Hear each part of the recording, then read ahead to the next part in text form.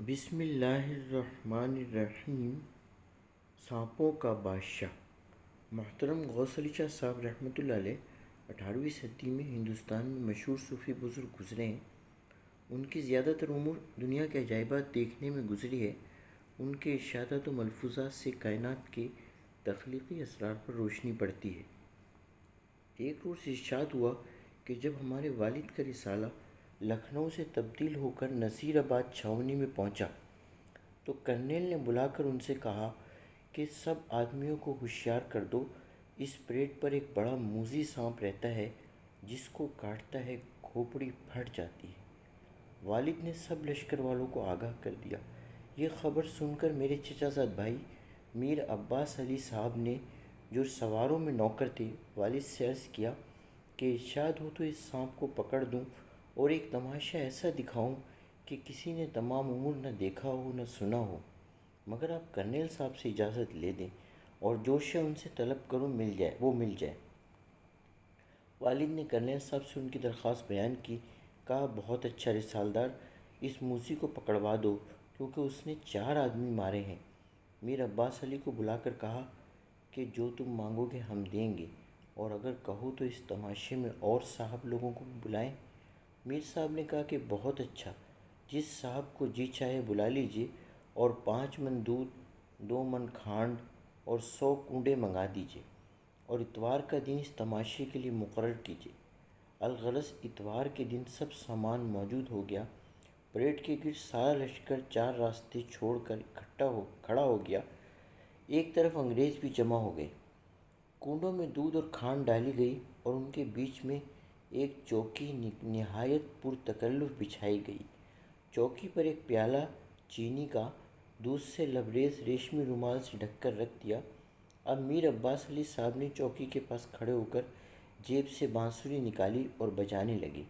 تھوڑی دیر بعد سانپوں کی آمد شروع ہوئی۔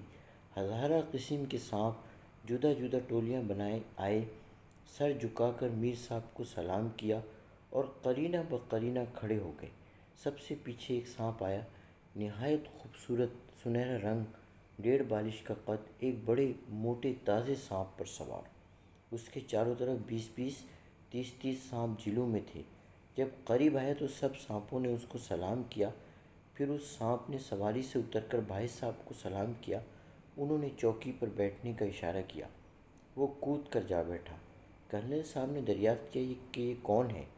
بھائی صاحب نے بتایا کہ یہ سانپوں کا بادشاہ ہے اور کولی ناس اسی کو کہتے ہیں۔ کولی ناس یا کالی ناس سانپ کی ایک قسم مشہور ہے، جس کا پھن خاص طور پر بڑا ہوتا ہے اور جسم پر سفید اور کالے داغ ہوتے ہیں۔ برصغیر میں اکثر مقامات پر پایا جاتا ہے۔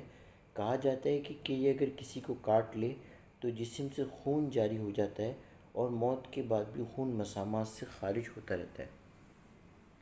کرنیل صاحب نے کہا کہ اب اس کو دودھ پینے کی اجازت دیجیے۔ بھائی صاحب نے پیالے سے رومال اتار کر کہا، دودھ پیو۔ سب پینے لگے۔ بادشاہ بھی ناز و انداز سے ایک گھونٹ پیتا اور چاروں طرف سر اٹھا کر دیکھتا جاتا تھا۔ جب سب سانپ پی چکے اس نے بھی بس کی۔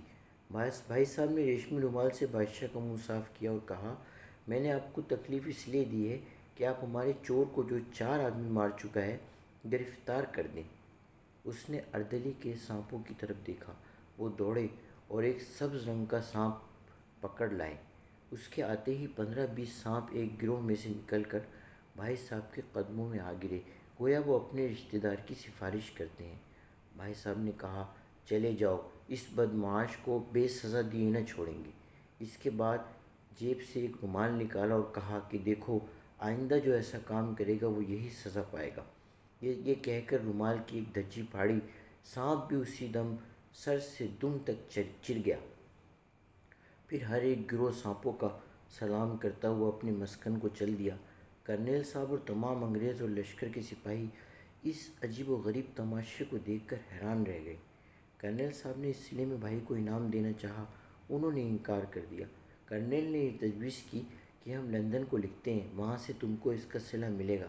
وہ بولے، صاحب یہ کون سی بہادری ہے؟ کہیں مارکے میں نے بڑھ کر تلوار چلائی یا کوئی ملک سرکار کو فتح کرا دیا جس کا انعام مجھ کو ملتا ہے؟ میں ہرگز راضی نہیں، اس میں تو میری اور بھی ہتک ہے۔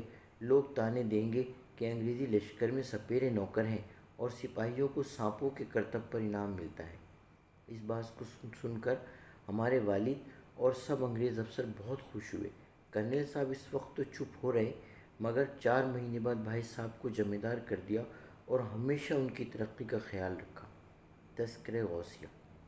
معروف روحانی اسکالر خواجہ شمس الدین عظیمی صاحب فرماتے ہیں، آدمی اور حیوان کے کردار کا تجزیہ کیا جائے تو نظر آتا ہے کہ جانوروں کو بھوک لگتی ہے، پیاس لگتی ہے، سردی گرمی لگتی ہے، جانور بھی ماں باپ بنتے ہیں، اپنے بچوں کو دودھ پلاتے ہیں، آدمی اپنے بچے کو دودھ پلاتا ہے، پرندے بچوں کو غذا فراہم کرتے ہیں، آدمی اپنے بچوں کو روٹی کھلاتا ہے، جانور سوتے ہیں، آدمی سوتا ہے، جانور بیمار ہوتے ہیں، آدمی بیمار ہوتا ہے، جانور کو غصہ آتا ہے، آدمی کو بھی آتا ہے، جانور کے اندر رحم ہے، آدمی کے اندر بھی رحم ہے، جانور لڑتے ہیں، آدمی بھی لڑتے ہیں، جانوروں میں پیار ہوتا ہے، وہ پیار کو سمجھتے ہیں۔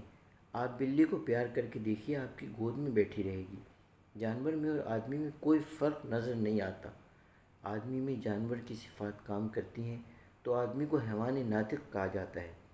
بنیادی طور پر سب کے اندر عقل ہے، شعور ہے، اولاد کی پرورش کرنے کا جذبہ ہے، دودھ بھی پلاتے ہیں۔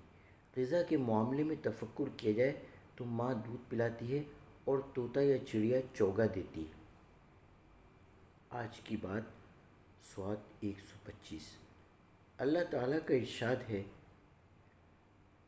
اِنَّا عَرَضْنَا الْأَمَانَةَ عَلَى السَّمَاوَاتِ وَالْأَرْضِ وَالْجِبَالِ فَأَبَيْنَ أَنْ يَحْمِلْنَهَا وَأَشْفَقْنَ مِنْهَا وَحَمَلَهَا الْإِنسَانُ إِنَّهُ كَانَ ظَلُومًا جَهُولًا۔ ترجمہ: ہم نے اس امانت کو آسمانوں اور زمین اور پہاڑوں کے سامنے پیش کیا تو وہ اسے اٹھانے کے لیے تیار نہ ہوئے اور اس سے ڈر گئے، مگر انسان نے اسے اٹھا لیا، بے شک وہ بڑا ظالم اور جاہل ہے۔ سورۃ الاحزاب آیت 72۔ آدمی اور انسان بظاہر ایک، لیکن حقیقت میں ایک ہونے کے باوجود 2 یونٹ ہیں۔ ایک یونٹ حیوانات کی صف کا فرد ہے یا نظر آتا ہے، مثلاً جذبات اور حواس انسان میں اسی طرح کام کرتے ہیں جس طرح گائیں بکری میں کام کرتے ہیں۔ انسان اس وقت انسان ہے جب حیوانات میں اللہ کی دی ہوئی صلاحیتوں سے الگ صلاحیتوں کا حامل ہو اور فی الارض خلیفہ کے منصب پر فائز ہو۔ یہی اللہ کی امانت کا مفہوم ہے۔